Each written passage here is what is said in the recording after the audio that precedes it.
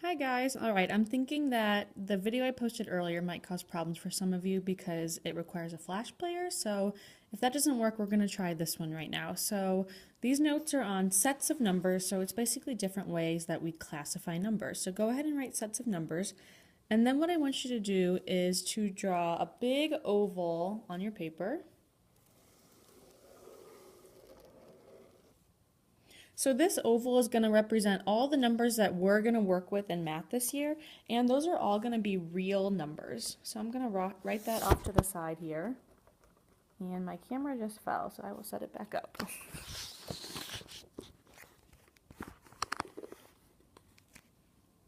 So everything that we work with is going to be a real number. You will work with some numbers that are not real numbers, but that will not be until probably Algebra 2. You won't get to that. So within that big oval that you drew, I want you to draw a small one down here and label it irrational. So some of the numbers we work with are irrational. We'll get to what all those are in a little bit.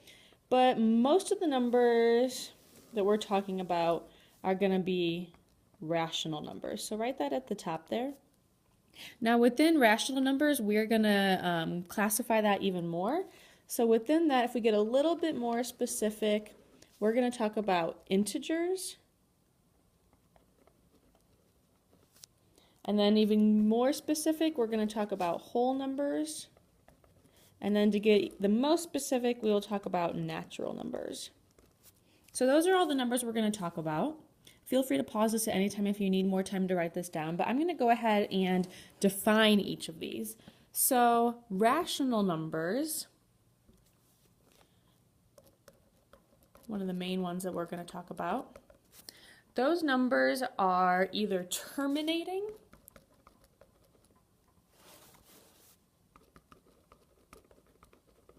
or repeating. So that means they're a number that either stops or it's a number that goes on forever and ever and ever, but it's a repeating pattern. So like 1.3333333 forever and ever, or even 1.678678678678678. That would be repeating. So all rational numbers are either terminating or they're repeating. The other thing about rational numbers is that you can always write them as a fraction. Can write as fraction. So you can always write it as some kind of fraction. That is what a rational number is. So an example of a rational number would be like 3, or 2/3, or 17.82, or 1.3 repeating. Those are all rational. So now we're going to go on to talk about irrational numbers. Those are numbers that, unlike rational, they are not terminating and they are not repeating. So they are non-terminating. That means they never stop. They go on forever and they're non-repeating. So they don't have a pattern that repeats over and over. They go on forever and ever and they're just crazy. So some examples of irrational numbers are the square root of 5, pi, square root of 17. Square roots are the easiest way to find irrational numbers, I think. Pi is one because it goes on forever. And irrational numbers cannot be written as fractions of whole numbers. So then we're going to go on. We're going to classify rational numbers a little more. And the first thing we're going to talk about are integers. Now this is hopefully a word you've heard before. So integers are rational numbers, but we're getting a little more specific. So they are either positive or negative. I'm going to use a plus and minus for positive and negative. And there are no decimals. So sometimes we think of this as whole numbers, but whole numbers technically cannot be negative. So integers are either positive or negative, and there's no decimals allowed for integers. So examples of integers would be things like -3, -2, -1, 0, 1, 2, and so on. Those are integers. So to get even more specific now, if we want to get more specific than integers, we can talk about whole numbers. And the only thing different about whole numbers and integers is that integers includes negatives, whole numbers do not. So whole numbers are positive integers. And we're going to count right now 0 as being positive. So whole numbers start at 0, and then they go on 1, 2, 3, and so on. Those are the whole numbers. Then if we want to get even more specific, the last thing we're going to do is natural numbers. And those are all of the non-zero whole numbers. So we only take out one number here.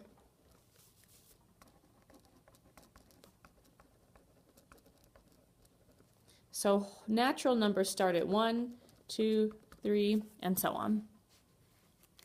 Natural numbers are non-zero whole numbers. So since we have all these different kinds of numbers, we need different ways to write them. So there's different notations that we're going to use. So that's what I'm going to go on to next. All right, so the first way we're going to learn to write these numbers is roster notation.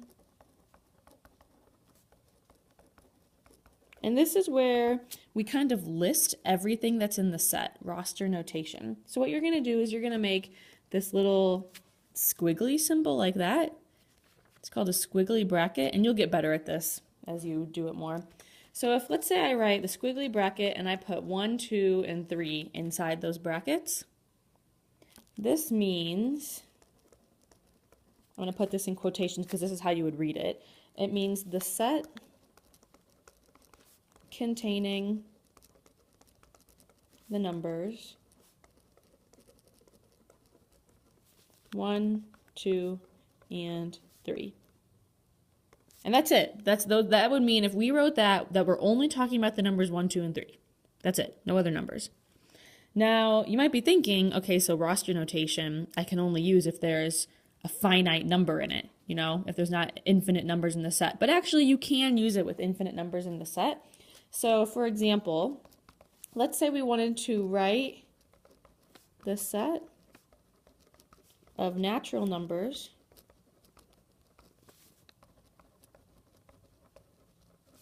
in roster notation. We're going to write all the natural numbers in roster notation. Remember, the natural numbers start at 1, and it goes 1, 2, 3, 4. You can do that. What you do is you open up your squiggly bracket, start at 1, 2, 3, show at least 3 of the numbers so we can see the pattern, and then just put ... and then do your squiggly bracket. So that's how you can show a lot of them. Now you can even do ... on both sides. So let's say, for example, you wanted to write the set of all integers in roster notation, because integers include negatives and 0. So you can do your squiggly bracket. I'll start at -3, -2, -1, 0, 1, 2, ... So you can do a ... on both sides. Oh, I forgot to put the ... in the beginning. ... -3, -2, -1, 0, 1, 2, and so on. So that's one of the two ways we're going to learn how to write these. It's called roster notation. Now we're going to learn another one. It's called set builder notation.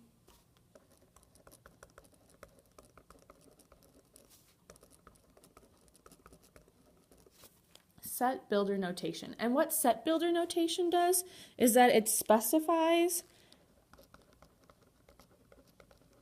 conditions that must be true for your set of numbers. So for set builder notation, you're still going to do your squiggle, and then you're going to choose a variable of some type. I'm going to use x for now. And then you draw a straight line, kind of like an absolute value symbol. It's not a 1, it's just a straight line. And then you write your condition in there. So let's say I just want whatever x is, I just want it to be between 1 and 5. That's what I'll write. I'll just write x is a number between 1 and 5. Mine kind of went onto 2 lines there, and that's okay. So the way you read this is, it's kind of funny. So I'm going to draw some arrows here. I would say the set of all numbers x. And what that means is, okay, we're going to talk about this set of numbers and we're going to just call them x. When you read this straight line symbol, it actually means such that. So this is saying the set of all numbers x such that x is a number between 1 and 5. It means, okay, we're going to have all these numbers called x, but they have to be between 1 and 5. That's what that means. Okay, so let's practice writing a set of numbers in both roster notation and in set builder notation. All right, so I'm going to go onto a new piece of paper here. Pause it if you need to. Let's try writing the set consisting of the first 15 even natural numbers. Okay, so let's try it first in roster notation. So if we're doing roster notation, we can just list these. So the first 15 even natural numbers, naturals start at 1. They don't include 0, but we can't put 1 because it's not even. So we're going to have to do 2, 4, 6, 8, 10, 12. We're just going to list all these even numbers out, the first 15 of them. So we'll need to go up to 30. That should be 15 numbers. 1, 2, 3, 4, 5, 6, 7, 8, 9, 10, 11, 12, 13, 14, 15. Now we could also write this in set builder notation. So remember, set builder, you still want to squiggle. Okay, you can pick a variable. I'm going to use n this time, and I'm going to put a line. So this means the set of all numbers n such that, and then we can just write a condition here. So I'll write n is an even number between 1 and 33. That would take them all into account, right? This is just all the even numbers between 1 and 33. Now, there's multiple ways you could have written that, and it still would have showed the first 15 natural numbers.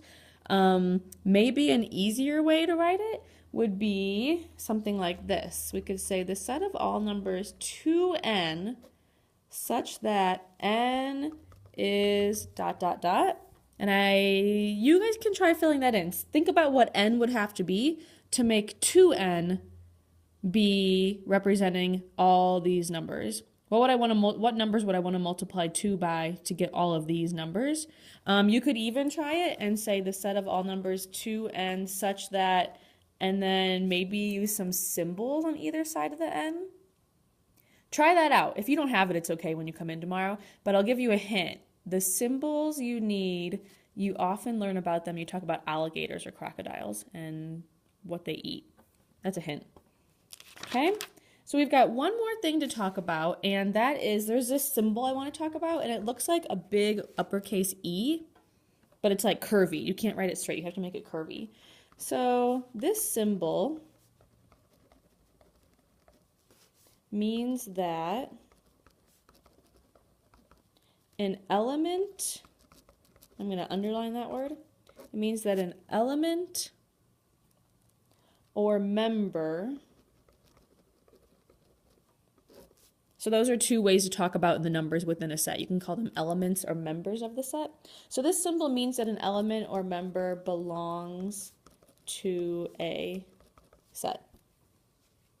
So for example, you could write something like, let's say we have a set, we're going to call it A, and it just consists of the numbers 2, 4, 6. So I wrote that in roster notation there. So this A, if I say A, I really just mean the numbers 2, 4, or 6. That's what A means. It's the numbers 2, 4, and 6.